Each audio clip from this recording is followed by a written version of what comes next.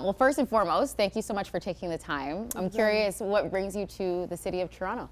I'm on like the last leg of BossMan Dlow's tour, so I'm opening up for him. So yeah, this is my first time here too. And so far, what are your impressions of the city? It's cold. Not as cold.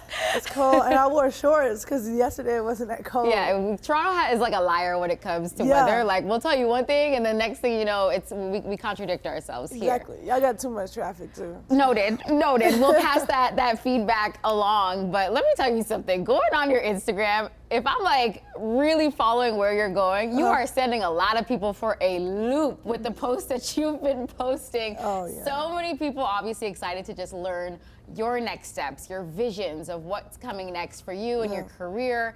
Are you having fun with it right now on social media of just letting people wait, or you're just posting as you're going, and if you interpret it a certain way, that's on you? Yeah, it's kind of like that. Yeah. But I do be trolling. You are. I do be trolling, so I don't know, it's just, I'm a businesswoman first, I think, before I'm like a basketball player or a rapper. So, I don't know, I like to market. And I just know, like, you know, when people want one thing, you know, they're gonna go crazy. Because once you say 4 out in your Instagram post. Bro, I did the same thing last year. Like, when we lost, I did the same. I had literally almost the same exact post, but it was. So nothing to read into it. You are happy where you're at for now. And when the time comes for a decision or announcement, that will be in your hands. WNBA Draft was not too long ago. A lot of people were wondering, okay, what's going to happen with your situation? Yeah. When you think about just questions that come when you're asking yourself as a business person, knowing the CBA, knowing the position that the game is in right now, what were the things that you were weighing when it comes to going to into your decision? Definitely the CBA. Family though, and just just business. When you think about it, just college is just so lucrative. So yeah. I didn't want to pass up that one last year to, you know, strike out. And I feel like as a player though, I want to develop more. But definitely as a business, I want to like establish my brand and my name. Yeah. And I just got a lot of unfinished business. So. Absolutely. When we think though about like NIL, and you're not really too deep into it because it just sort of came not so long ago. What was the biggest thing that you learned, do you think? I don't know. I mean, I would say I'm kind of deep in it now. Yeah. Because like when my first NIL deal, I was in high school still. I signed a shoe deal with Puma. That was my first deal. Can you imagine in high school you signed a big. Right, yeah, and it was crazy. And well, my brand was already established before I came to college. So, but you just gotta continue to build. Like you gotta continue to promote yourself. For those that are kind of old school and like it's too soon, it's way too much empowerment, what would you like to say to debunk that? As I think it's just like a great education tool for how this business goes, how you want to navigate things for your own personal brand. What would you say? College athletics been around for 100 million years. They done made billions and billions and billions of dollars off the face of players, and they got nothing. So I don't think it came soon enough. And I think all the players from back then that's suing, the people that they put on the video games and stuff like that, like, they're gonna get their bread because, you know what I'm saying, like it's a whole thing now. Right. And I think it's great though. Like people don't like change. I think some aspects of it I don't really like either. Like I don't like the transfer portal. Yeah. Like, I don't like. Why don't you like it? Well, I'm loyal to the soil. You know what I'm saying? I know sometimes some situations aren't right for everybody, but it's like you don't get to develop anymore. Like players don't get to develop. Like you have that 1 year. You know what I'm saying? And if you feel like you ain't developed or you ain't getting that playing time or you wanna, like, you could just go. But I feel like the type of mama I have, like, if something don't go right for me, she like, bro, you better figure it out. You know what I'm saying? And I think that's where you learn and that's where you grow. But now in college, like, it's no more of that. Like, it's like, oh yeah, I'm finna go. Like, you know what I'm saying? Yeah. What is it that makes LSU just such a very powerful place to not only play and be a part of, but just a program to rep anywhere you go? I mean, LSU is already one of the biggest brands in the world. Like you can go China, they know what it is. So, you know, I think it's just, I don't know, it's just the optics, man. It's just the optics, bro. Like my coach, she has her own brand. She allows us to have our own brand. That's what I think it is. You know, Coach Moki just allowing us to do that. Because a lot of coaches, they'd be like, nah, like, you a basketball player, but she really be trolling too. So Yeah, no, you know, we know. Yeah, she allow us to get off, and I think that just created this aroma around LSU, and we won the national championship, so everybody wanted to beat us, and we was popping it. Yeah. So I think we just pop it. When you have that amount of pressure, all eyes on you, is that where you think you thrive most? Yeah, I think so. Yeah. Sometimes you wish, like, you look back and you wish, like, dang, you got all the eyes, like, you just learn for the next time. You gotta like capitalize better. That's what I feel like. I feel like you just gotta capitalize. Was there one conversation that you had with Coach that really stands out to you about just her pushing you to be exactly who you needed to be on the floor, but then also elsewhere as well? I mean, we have a lot of conversations. I think with this season, she probably like chewed me out more than she ever did. What was she saying? My God. Man, bro, a lot of, like, halftime, like, I'm having a bad game, like, she tell me, like, you stink tonight. Like, But that's because you that's could the take clean it. version, though. Yeah, but that's also because you could take it. But that's because we got a good relationship, and I could take it. But last year, I couldn't took that. You know what I'm saying? That's what I'm saying, like, that growth. So, this year, she held me to another level and another standard, and I appreciate that, like, being coached like that. You know what I'm saying? But she pushed me, I ain't gonna lie. And then with the business, like, Coach Moki really a businesswoman. Like, she done built her brand. Like, if you go to LSU games, she got all these old people wearing these sparkly jackets, men and all. So, she know how to create her brand, but she also know how to, like, dictate what the media do sometimes. So, just learning about, and then just, like, she not on social media because she old, but I kind of took. Not because she old. Oh my gosh. She still read the papers, bruh. But I stopped being on social media too, just because like I'm like, Coach, why you on? I don't see it. Like I don't know it's there. Like you know what I'm saying? So I was like, okay. So you are off social media. Yeah, I still like post and promote and stuff like that. But you're just sort of like you post and you go. And how has your peace been? It's been very peaceful.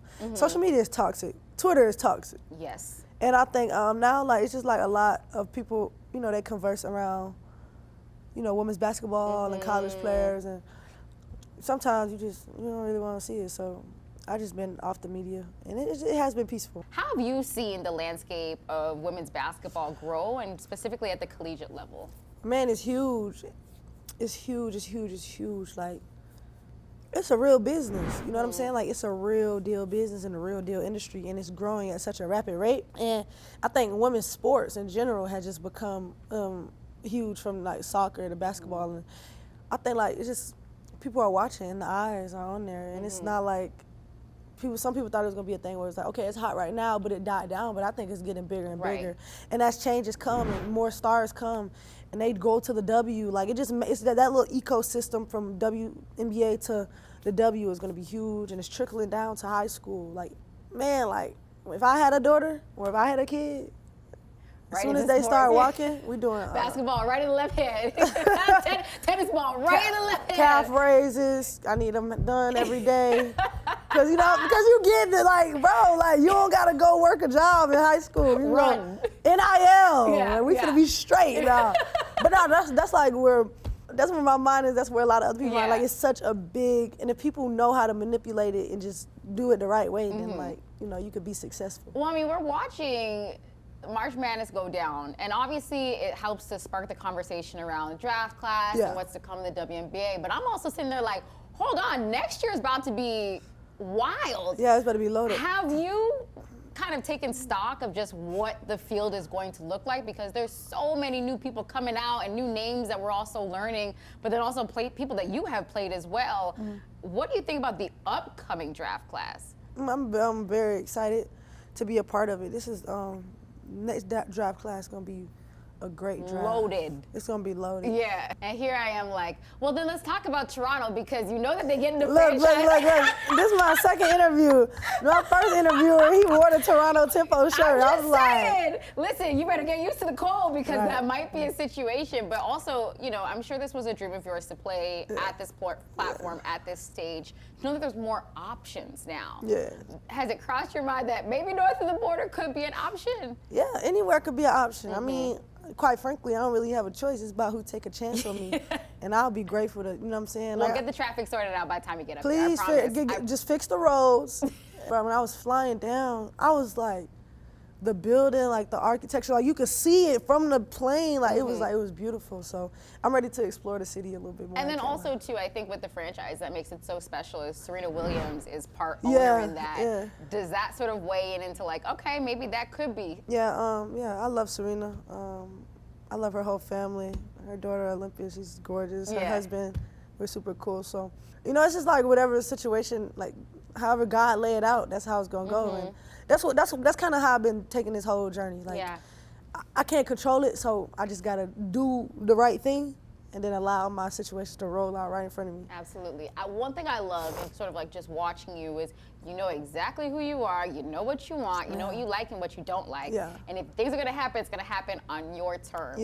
What went into the decision to ensuring that also musically your career was still at that high performing level as the sports was? You know, if you're gonna do something, you might as well do it to the, you know what I'm saying? I mean, we're not gonna talk about it lightly, like doing something. Hello, you have music with Lil Wayne. Right. Like, let's not be humble about that. I was gonna say, like, if you're gonna do something, you gotta do it to the biggest degree. And so, you know, that was just a blessing in itself. That happened after, and it actually didn't get done until like a year later after the national championship game, but it was perfect timing, you know? So to be able to do a song with Lil Wayne, now to go on tour with Dlow and really get my feet wet as the summer is starting, like, I have a lot of big plans for this summer just as far as dropping and releasing music, so I'm super excited. Like, it's a blessing, like, but I just wanted people to know, like, I really do both of these things, like, at the same level.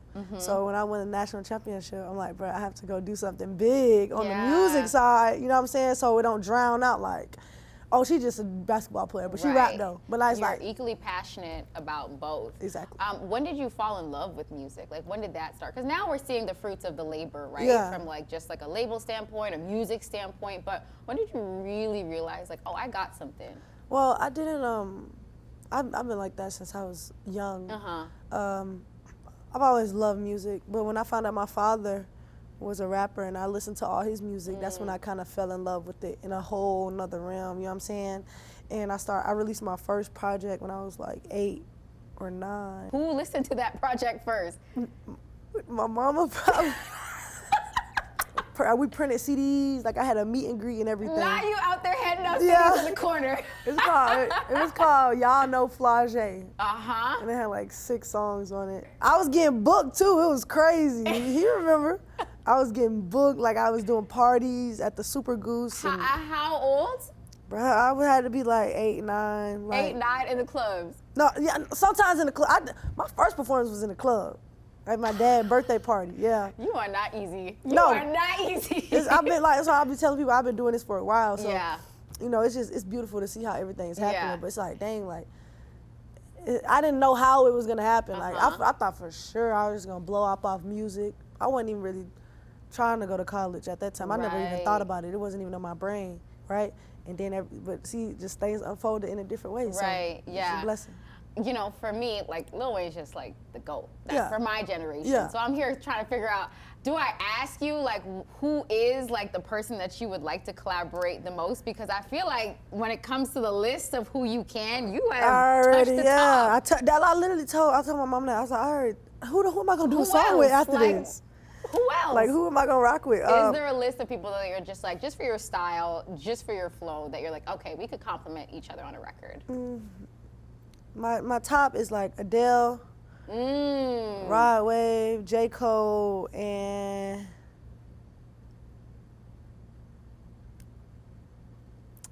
like Ed Sheeran. Ed Sheeran? I like him. Okay. Ed Sheeran can rap, you know that? I didn't know Ed Sheeran could rap. I know he can sing. I know he tried some Afro beats like here and there. No, Ed Sheeran can rap. Okay. We'll have to see if we can get that going. What did Lil Wayne tell you when you guys were just working together? I wonder what kind of advice he instilled in on you. Bruh, he just told me like the industry and the people, like, they'll try to change you. They'll try to make you do things that you don't want to do, and you have to like stand on your business. And just be yourself and like be unique, and everybody not gonna like you, like, but you know what I'm saying, you can't cater to everybody, but you just have to do you. And so that's what I've kind of taken for, like, you know what I'm saying? You know what it was? It was more so of like inspiration, because it's like he human. You see what I'm saying? Like, you know what I'm saying? Like, I don't know if that makes sense, but it's like, bro, like, he human, and like, look at all of this stuff he accomplished. Like, he came from New Orleans, you know what I'm saying, went through so much, and I'm like, my situation is kind of similar, so, you know what I'm saying, like I can accomplish something big, And like still him, be like, who in your body. you see still what be I'm saying, who like, are, you know, yeah. you know what I'm saying, and like, he Lil Wayne, but it's just like, you know, like, I don't know, because I always looked at Lil Wayne like, he wasn't real. When I met him, I'm like, bro, oh, he's a real person, like, you know what I'm saying, like, it just hit me different that it's like, Fly, like, this could be you, like, and he pouring into you right now. I was Right. 20 years old at the point. It's wild. But when people just look at you, I know that maybe you're just like, listen, I'm just here doing my thing. Yeah. I'm not here trying to be a role model to anybody. Yeah. But when we look at just your career so far in both realms, do you think you have shown people that it's possible to do all the things that you want to do? And for the young girl that is looking up to you, what would you say to her? Yeah. I feel like what I've done is gave people, like, stretch their mind, like, you know what I'm saying, like, I did what people said was impossible. You know what I'm saying? I did it at a high level, and I got turned off of it. You know what I'm saying? Like, I never thought basketball would, like, take care of my family. I always thought it would be music. But I did it, and now people are like, dang, like, okay, maybe I could do that too. Because it's always a stigma in the world. You do one thing, you good at it. But nah, like, that just wasn't it for me. So I think that's helping other people, like young kids, like young girls, young boys. Like, you could be a basketball player. You can go to school to go be a doctor. Like, you can do all, like, do whatever you want to do. You know what I'm saying? Just do it at a high level, and that's what I preach. And so what I would, you know, something I would tell a young fan of mine, anything you want to do, like, you can make it happen, but you just got to make it happen. Like, you know what I'm saying? Like, everything is so attainable until you tell yourself it's not. And I don't believe in like luck, you know what I'm saying? I don't believe in accidents. I think everything happens for a reason, but I think you put yourself in positions you want to be by getting up every day, putting one foot in front of the other, and just going to work. And it's hard to do every day, but if you master that consistency, like, your dreams, you wake up one day, your dreams gonna be right in your face.